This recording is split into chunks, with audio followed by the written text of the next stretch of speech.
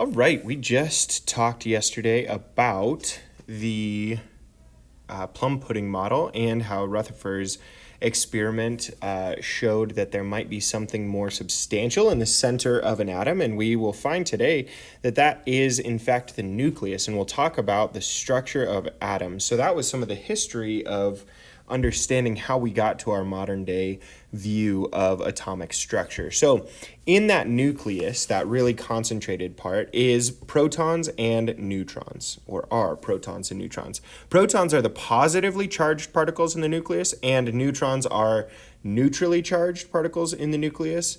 And they are equal in mass to protons. So protons and neutrons both exist in the nucleus of an atom. A quick question to ponder here, and we'll talk about on Tuesday when we're all together again. If all atoms are composed of these same components, why did different atoms have different chemical properties? So just something food for thought. If everything is made up of the same protons, neutrons, and electrons, why do they vary so greatly? And we'll see that in future weeks and future sections.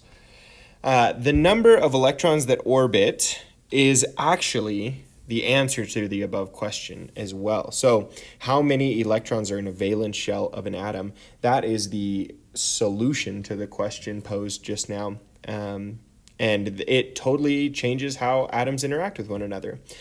Just for some context, here is a little table with different particles in in an atom and their charges and relative masses. So you can see right here an electron has a charge of -1. It's also sometimes denoted like that.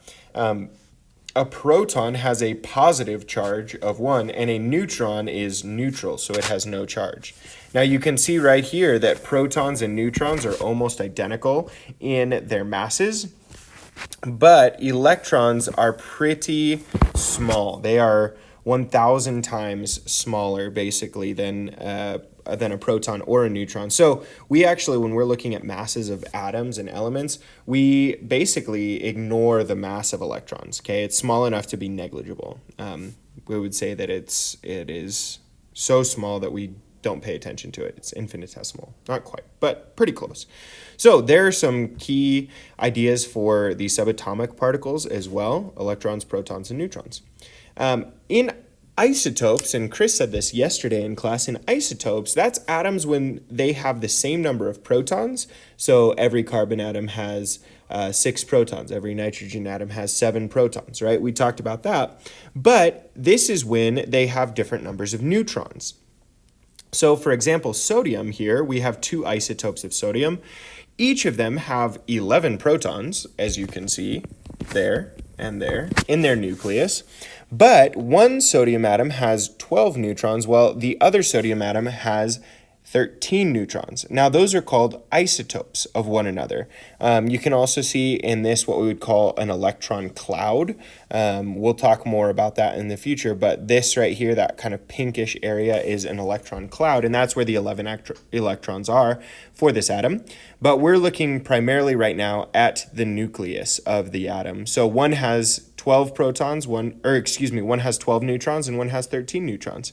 The way that we will look at that also, as you can see right down here on this bottom left, is that we have the atomic number on the bottom here. So that's the number of protons based on the atomic number from the periodic table. So if you look at the periodic table, sodium, Na, will have 11 in the top left-hand corner. And then the mass number is 23.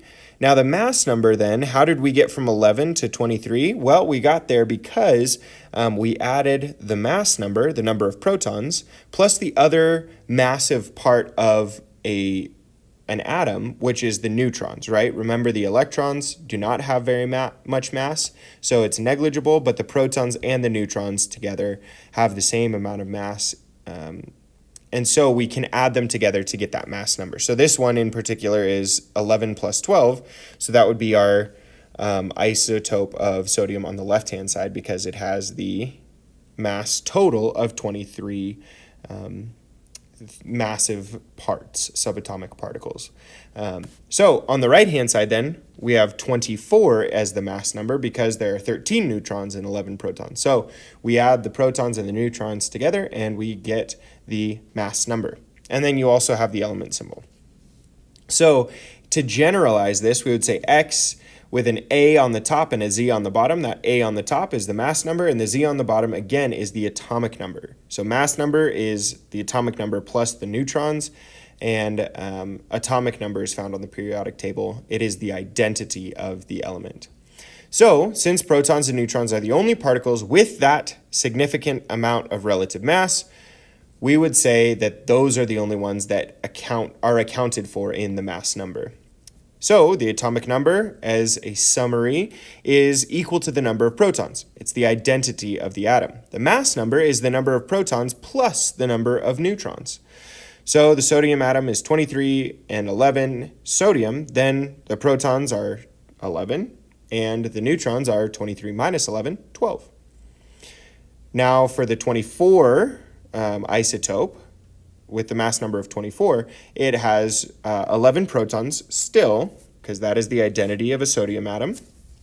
But this time, 24 minus 11 is 13. Without an indicated charge on the atom as well, which an indicated charge will be right up here to the top right of the atom or the elemental symbol. Without that charge, we can assume that the number of protons is equal to the number of electrons. In fact, we have to assume that. So if there are 11 protons, there will be 11 electrons. Okay, so let's practice a couple before you take on your homework with this. For this practice, we're going to look at how many protons, neutrons, and electrons are in each atom. So really quickly, I want to think about just the electrons. In this case, I see no charges on any of these things. That means these atoms are in a neutral state, which means they are neither positive nor negative. So because of that, we can attribute the number of protons and the number of electrons to be equal. Okay, so I'll go ahead and just write down a P, a little E minus, and neutrons. Okay, so P, protons, that is this Z right here. It's the identity of the atom. It's 24. Now, even if this was not written, if I see krypton, I can look on the periodic table, find krypton, and see that its atomic number is 24, so I would know that it has 24 protons. Okay. Now, because it has 24 protons, it will also have 24 electrons because of this neutrality here. And finally, I can figure out the number of neutrons by taking 52 minus 24, and that should be 28.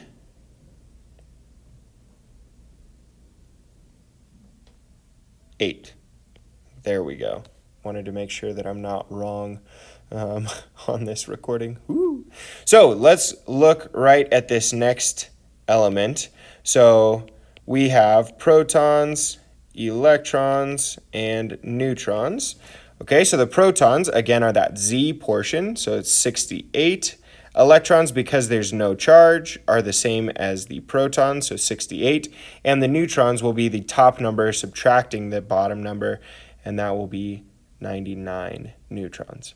All right, now let's look at this one. It has no atomic number here. So what we're going to do is we're going to have to do some sleuthing on the periodic table to find Ba, or barium. So when we look up at the periodic table, barium is in column 2, row 6, and that has the atomic number of 56. So I actually can just go ahead and write that right in there. So when I'm looking at the number of protons and electrons and neutrons here, I can attribute the number of protons to be 56, the number of electrons to be the same as that since there is in fact no charge, and the number of neutrons is going to be the number at the top here minus the atomic number there, which is 82. All right, what I would like for you to do is to go ahead and work on these next one in groups after you have all viewed this video, and then you can start working on your homework, which the homework is going to be chapter 1, no, I'm so wrong, chapter 2, practice 1, and that is numbers 59 and 61. That is due on Tuesday. All right, thanks for viewing.